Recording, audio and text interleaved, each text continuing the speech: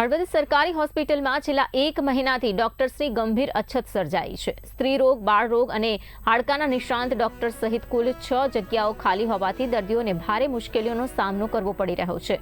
15 મંજૂર જગ્યાઓ સામે માત્ર 9 ડોક્ટર્સ જ કાર્યરત છે। હળવદ તાલુકાના 68 ગામોના લોકો આ હોસ્પિટલ પર નિર્ભર હોવાથી સ્થાનિકોમાં રોષ જોવા મળી રહ્યો છે અને તાત્કાલિક નિમણૂક માટેની માંગ ઉઠી રહી છે।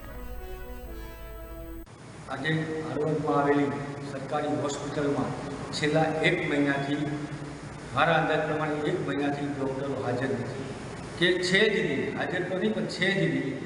જે આરોગ્ય સમિતિ બનાવેલી છે સરકારે હળવદમાં, આજે આરોગ્ય સમિતિ પણ કુંભકર્ણ નિંદ્રામાં ક્યાંક ને ક્યાંક સૂઈ રહી છે। જેમાં કે હાડકાના ડૉક્ટર હોય કે ચિલ્ડ્રન ડૉક્ટર હોય કે ગાયનેક ડૉક્ટર હોય, એ કોઈ પણ અત્યારે ખાલી જગ્યા છે ત્યાં કોઈ પણ પુરાવામાં આવી નથી। આજે બહારથી ગામડામાંથી નાના માણસો, અમારે હળવદ તાલુકો એટલે પછાત વર્ગ તાલુકો ગણાય છે, જ્યાં નાના માણસો આદિવાસી હોય, બીજી કોઈ સમાજ હોય, તે નાના માણસો ગાયનેક માટે આવે છે। તેને ત્યાં આવે છે ત્યારે ડૉક્ટરો જે હોય છે, નર્સ કે ડૉક્ટર હોય છે, તેમ કે અમારી પાસે આ સગવડ નથી, તમે પ્રાઇવેટ હોસ્પિટલમાં જતા રહો। આજે પ્રાઇવેટ હોસ્પિટલનો ખર્ચો આ નાના માણસોને પોવાય નહીં।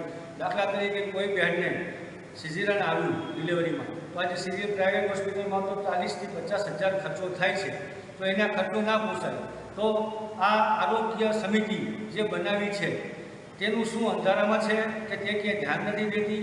તો અમારી માંગ એવી છે કે આરોગ્ય સમિતિ પણ ધ્યાન દે અને આ સરકારી હોસ્પિટલમાં જે અત્યારે હાલ ઓલરેડી 15 જગ્યા છે ટોટલ ડૉક્ટરોની, એમાંથી 9 ભરેલી છે, 6 ડૉક્ટર છે જ નહીં।